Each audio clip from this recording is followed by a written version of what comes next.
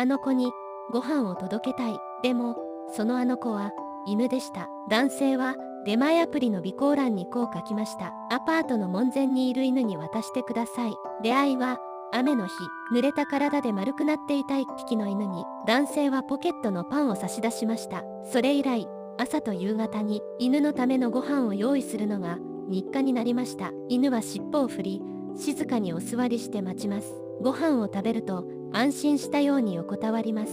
出張の時、男性はアプリで犬に出前を頼みました。届け先は門の前の犬。配達員も警備員も事情を知るようになりました。犬は町の一員になりました。名前はありませんけれど、今日も犬は門の前にいます。